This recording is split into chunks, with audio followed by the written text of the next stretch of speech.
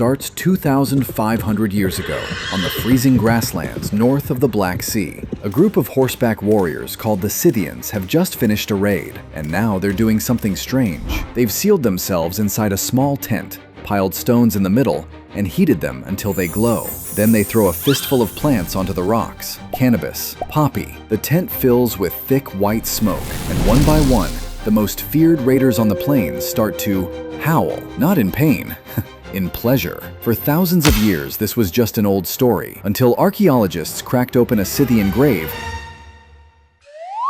and found a black residue off the inside, and tested it. Opium, cannabis. Fast forward to the Roman Empire, and this stuff is no longer a ritual, it's a weapon. It's the year 170, and on the frozen northern edge of the empire, Roman soldiers are dying in a brutal war against Germanic tribes, not just from wounds, from the pain of those wounds, from the cold, from the sheer horror of it. And the empire has an answer: a sticky brown paste scraped from the poppy flower that you can eat, drink, or press into a wound. Within minutes, the pain melts. The fear melts. A man who should be screaming feels warm, calm, untouchable, ready to go again. And the wild part? Nobody thinks it's dangerous. Opium is everywhere.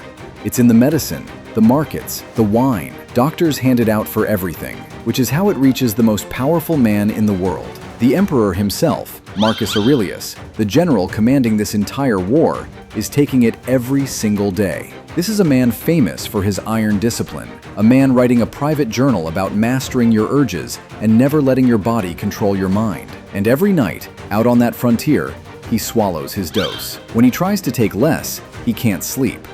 So he goes back to the full amount, again and again. He has no idea he's caught in a trap, because in his entire world, nobody knows the trap exists yet. It's somewhere in the north, more than 1,000 years ago, and an enemy army is watching something walk out of the tree line that shouldn't exist. A group of Viking warriors is coming, but they've thrown off their armor.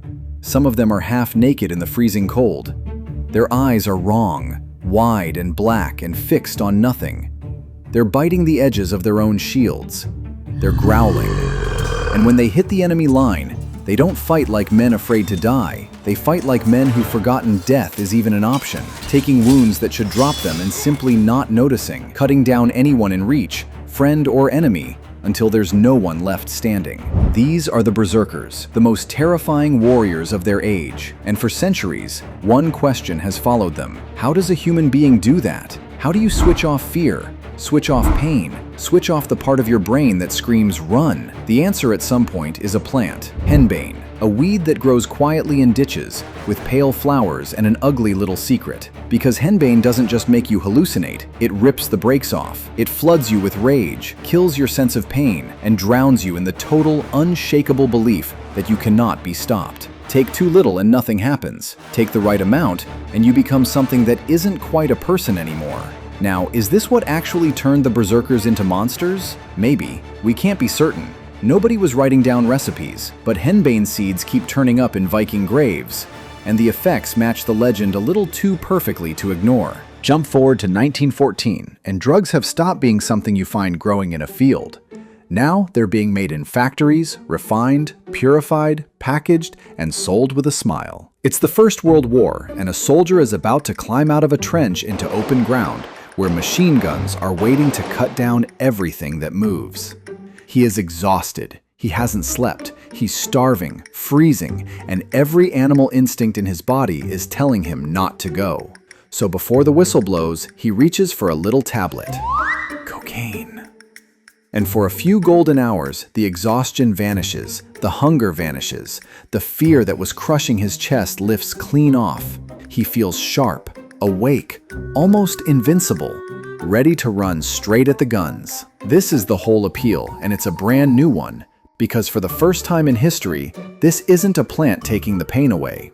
It's a stimulant switching a broken man back on and driving him forward. And it wasn't hidden in some back alley, it was respectable. In London, you could walk into one of the finest department stores in the world and buy a neat little kit, cocaine and needles included, packaged up as a thoughtful gift to send to your loved ones fighting at the front. A present for the soldiers. For a while, everyone thought this was brilliant. A pill that erases fear and fatigue is exactly what you want in the worst place on earth. But cocaine collects a debt, and it always comes to collect. The high burns out fast, and when it drops hard.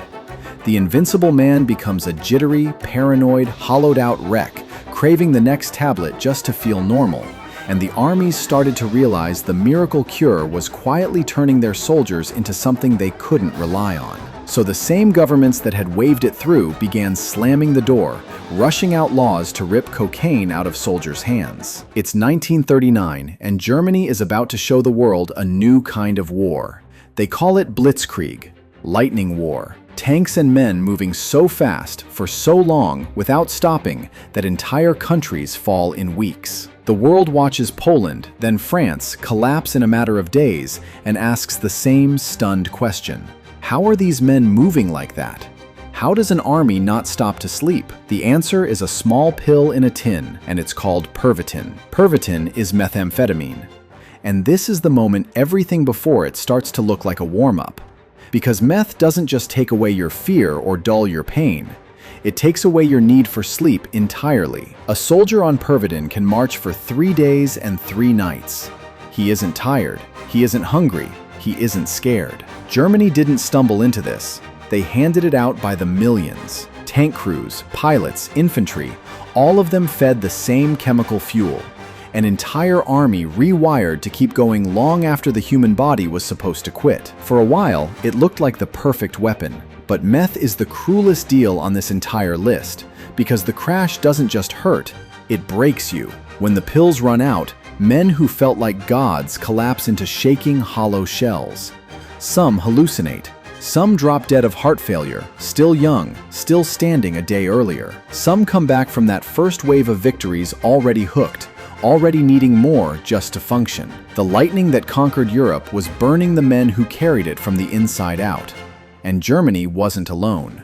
Once the secret was out, everyone wanted it. In just a few years, meth had turned war into something new, a contest of who could keep their men awake the longest. And the answer, on every side, was a factory and a fistful of pills. Now come all the way to today, because this story does not end in a history book. It's happening right now. Somewhere in a war zone in the Middle East, a fighter swallows a small pill stamped with 2 little half-moons. It's called Captagon, and within the hour, everything that should stop a human being from walking into gunfire is simply switched off. The fear is gone, the exhaustion is gone, the hunger is gone. What's left is a strange, floating calm and a feeling that he is untouchable, that the bullets can't find him.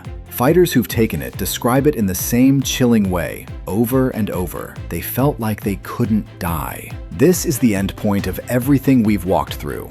5,000 years of trying to build a fearless soldier. And here it is, mass-produced, in a tiny, cheap tablet, by the ton. And Captagon has done something none of the others managed. It's not just fueling the war, it became the war. In one country, making and selling this pill grew into a business worth more than everything else the entire nation legally sold to the world, combined. An entire economy running on a fear-killing drug. The soldiers take it to fight, and the fight exists, in part, to keep selling it. The drug and the war now feed each other, around and around, with no clear way to stop. We started with warriors howling in a smoke-filled tent, high on a plant they threw on hot stones. We ended with a factory pressing millions of pills that convince a man he's immortal.